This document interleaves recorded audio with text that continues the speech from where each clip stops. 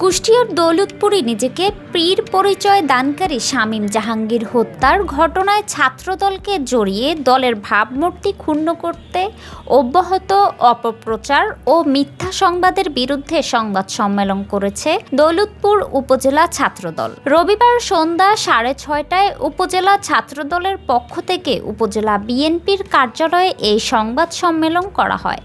এতে লিখিত বক্তব্য পাঠ করে দৌলতপুর উপজেলা ছাত্রদলের আহ্বায়ক মাসুদুজ্জামান রুবেল বলেন, একটি জাতীয় দৈনিক পত্রিকার কুষ্টিয়ার কথিত পীরকে পিটিয়ে হত্যা, হামলার সামনের সারিতে ছাত্রদল নেতাকর্মী শিরোনামে একটি সংবাদ প্রকাশিত হয়েছে, যেটি সম্পূর্ণ মনগড়া এবং পূর্ণ ভিত্তিহীন উদ্দেশ্য প্রণোদিত বলে আমরা মনে করি।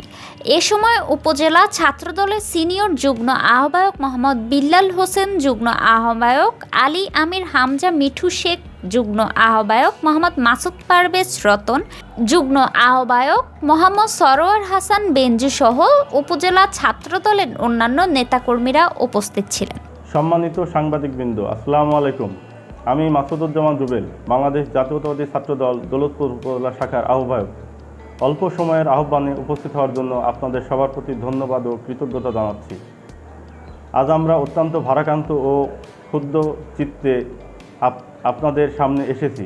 19 এপ্রিল 2026 তারিখে দৈনিক যুগান্তর পত্রিকায় কুষ্টিয়ার কথিত পীরকে পিটিয়ে হত্যা, হামলার সামনের সারিতে ছাত্রদল নেতাকর্মী শিরোনামে একটি সংবাদ প্রকাশিত হয়েছে, যেটি সম্পূর্ণ মনগড়া এবং পূর্ণ ভিত্তিহীন ও উদ্দেশ্য প্রণোদিত বলে আমরা মনে করি। প্রিয় সাংবাদিকবৃন্দ, উক্ত প্রতিবেদনে ছাত্রদলের পরিচয় ব্যবহার করে যেসব তথ্য পরিবেশন করা হয়েছে তা চরম অসংলগ্ন ও হাস্যকর। আমরা দায়িত্বের সাথে জানাতে যাচ্ছি যে বিগত 15 বছর ধরে সংশ্লিষ্ট ফিলিপনগর ইউনিয়ন ছাত্রদলের কোনো কমিটি নেই। এমনকি দৌলতপুর উপজেলা ছাত্রদল দীর্ঘদিন যাবৎ 11 সদস্যের আহ্বায়ক কমিটির দ্বারা পরিচালিত।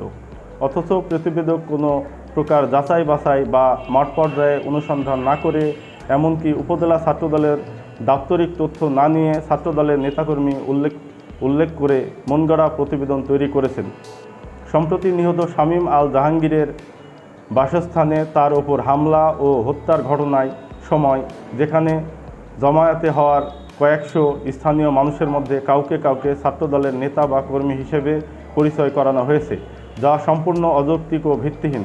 পাশাপাশি দেশের ঐতিহ্যবাহী ছাত্র সংগঠন বাংলাদেশ জাতীয়তাবাদী ছাত্রদলের জন্য মানহানিকর, জনগণের জন্য বিভ্রান্তিমূলক।